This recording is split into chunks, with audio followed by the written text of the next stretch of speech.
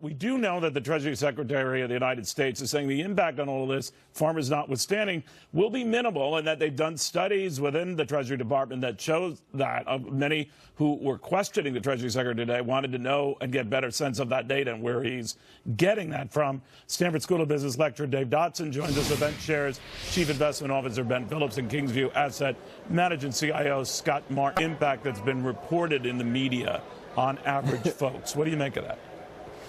Well, I don't know what else he's going to say. I think if you know, it's always like anything in a relationship, let's say, and let's call this maybe a relationship with China. I'm probably getting too personal here, but there's one side, the other side, and the truth is somewhere in the middle, right? We've all been through that. And he doesn't want to come out and say really, I think, what the devastating, let's say, impacts may be. But I'll tell you, I did a little very unofficial report or research before I came on the show today, Neil. And if you're at home or at your office or, say, at the airport watching us today, you can do this too. Look around what's near you or what you have, say, in front of you and see what's made in China, see what's made overseas, because it's actually pretty striking of the things that you have, how much stuff is actually not made here for what the president wants to start doing. And so how much more we have to adjust these supply chains and everything going forward really speaks to that impact maybe that Steve Mnuchin does not want to talk about, which is bringing back stuff to the United States, which is obviously a very big task. You know, Dave Dodson, one of the things they've mentioned is that is to the White House, the label that hits you is the 25% tariff,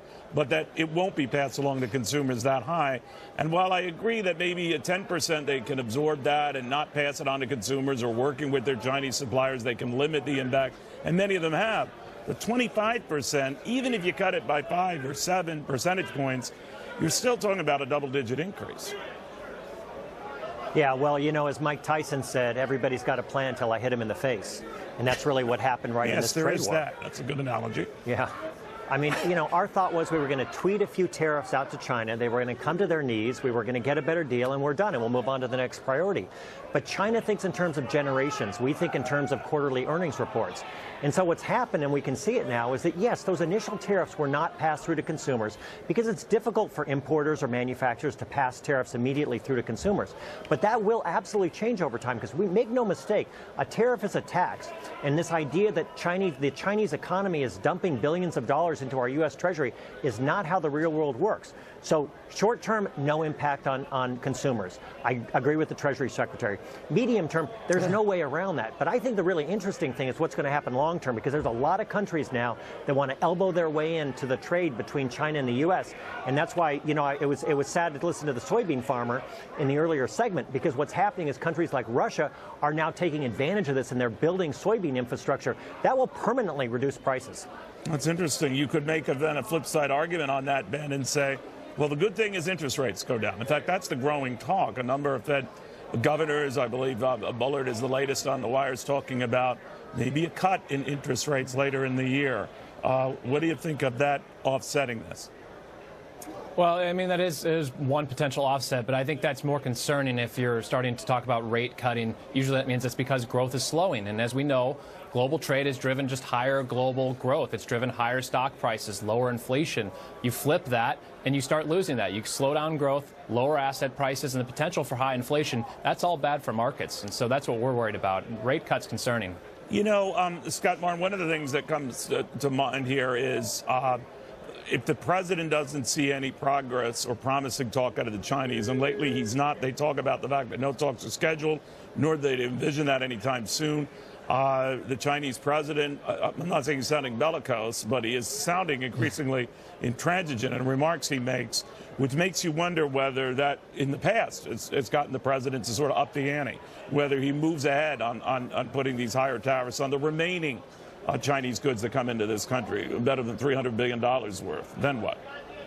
Yeah, it becomes a tit for tat, Neil, and I think the next maybe line in the sand happens to coincide with my birth date, which is June 28th, which is, you know, the next G20 meeting, which seems to be the next maybe spot where we can get a deal done or maybe get, like you said, some more relations going that may be more productive.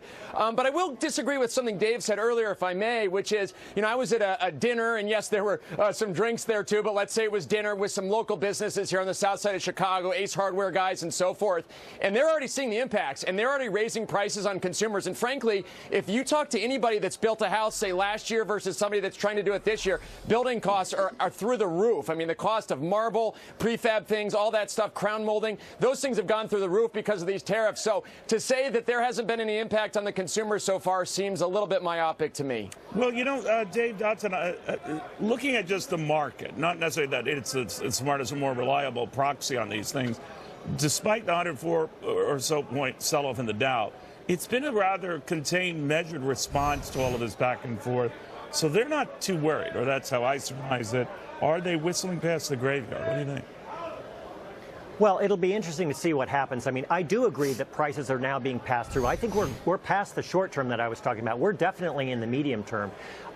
You know, I think that what people don't really know yet is they don't know what the long-term impact is going to be. And the real blunder, of course, in all this is that we walked away from the Trans-Pacific Partnership. And we could have had 11 other countries side by side with us pushing up against China. And now we're doing it by ourselves. And what really needs to happen, I think, is the president needs to go back. We can call it something different. We can paint the house a different color.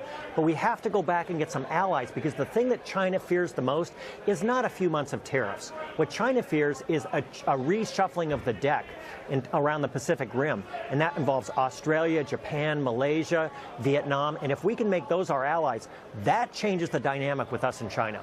Ben Phillips, what do you tell investors? We tell investors, you know, to be a little more cautious right now with markets. You know, trade was not a concern until it became one late in Q4, really last year. And we were talking about it kind of all last year. So it's when the market wakes up to it, they start seeing it in quarterly earnings. That's when the market's going to react to this. So if it's a prolonged trade dispute, I think it's time to start thinking about just a little more defensiveness, higher bond exposure, lower U.S. equity exposure. All right, gentlemen, thank you all very, very much.